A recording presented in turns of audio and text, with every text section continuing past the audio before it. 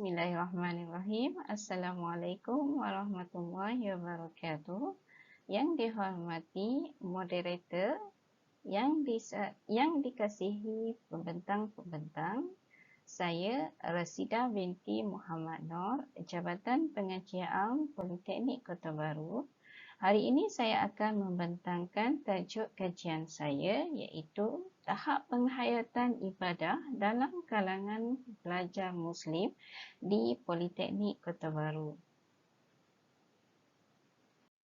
Kandungan pembentangan saya ialah pengenalan, penyataan masalah, objektif, metodologi kajian, dapatan kajian, perbincangan dan rumusan dan juga kesimpulan. Pengenalan. Maksud ibadah adalah menurut perintah Allah sama ada dalam bentuk suruhan ataupun larangan.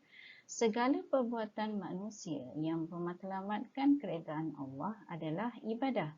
Antara kesan ibadah ialah melahirkan kemanisan iman, melahirkan keikhlasan, terhindar daripada perkara keji, membersihkan jiwa daripada sifat-sifat keji dan seterusnya menjadikan Islam sebagai satu cara hidup.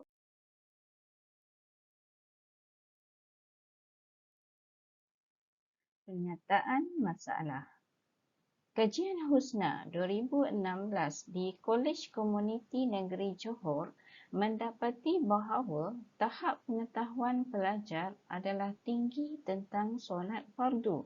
Walau bagaimanapun, ia masih belum menghasilkan amalan solat fardu yang konsisten. Kajian Siti Saleha 2019 mengenai pengamalan ibadah khusus dan umum pelajar adalah pada tahap yang tinggi. Justru, dapatan daripada kajian-kajian lepas berkaitan dengan ibadah khusus dan ibadah-ibadah umum, pengkaji cuba mengkaji tahap penghayatan ibadah dalam kalangan pelajar Muslim Politeknik Kota Baru dan mencadangkan beberapa penambahbaikan yang diperlukan. Objektif kajian.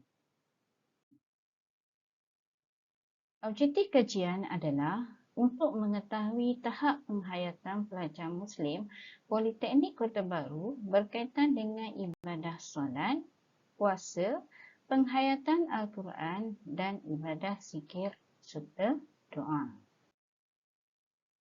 Metodologi kajian adalah yang pertama, kajian ini menggunakan kaedah kuantitatif, dianalisis dengan perisian SPSS menggunakan 5 skala Likert, skala interpretasi sehingga 2007.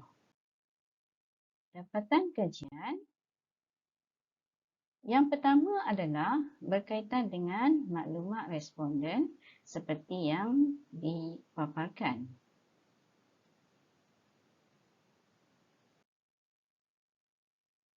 Dapatan kajian berkaitan dengan penghayatan ibadah solat.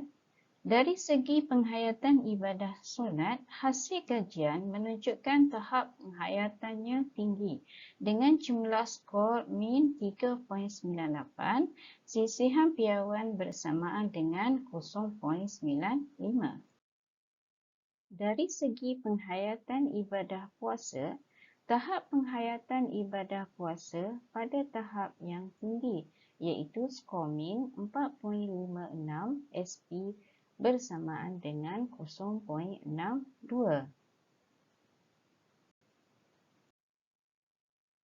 Dari segi penghayatan Al-Quran, secara keseluruhannya pada tahap yang tinggi dengan jumlah skor min 3.88, SP 0.79.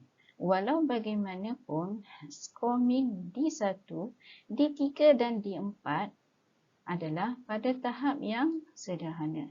Ini menunjukkan pelajar yang selalu membaca Al-Quran mengetahui hukum tajwid dan membaca Al-Quran dengan tajwid yang betul masih lagi pada tahap yang sederhana. Dari segi penghayatan ibadah zikir dan doa, hasil kajian mendapati bahawa secara keseluruhan tahap penghayatan pelajar berada pada tahap yang tinggi iaitu skor min 4.52, SP 0.64. Ini menunjukkan pelajar amat memahami tujuan mereka berdoa.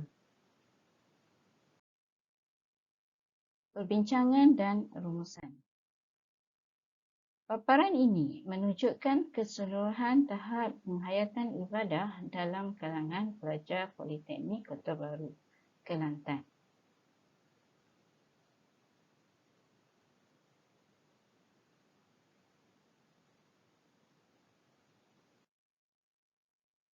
Hasil daripada kajian, di sini saya boleh rumuskan beberapa perkara. Yang pertama ialah penghayatan ibadah solat pelajar Muslim Politeknik Kota Baru adalah pada tahap yang tinggi, tetapi penghayatannya perlu dipertingkatkan lagi. Yang kedua, ibadah puasa, penghayatan ibadah puasa juga pada tahap yang tinggi. Walau bagaimanapun, masih ada pelajar yang meninggalkan puasa dengan sengaja.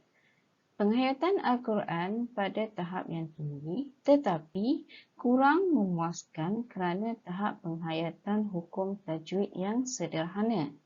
Penghayatan ibadah zikir dan doa pula menunjukkan tahap yang tinggi. Pelajar berdoa selepas mengerjakan solat, memahami tujuan mereka berdoa. Ini menunjukkan pelajar mempunyai sifat kebergantungan dan kehambaan yang tinggi kepada Allah Subhanahu Wa Taala. Secara keseluruhannya, tahap penghayatan ibadah dalam kalangan pelajar Muslim Politeknik Kota Baru adalah pada tahap yang tinggi. Walaupun masih ada beberapa perkara yang perlu dititikberatkan dan diambil perhatian seperti tahap penghayatan hukum tajwid.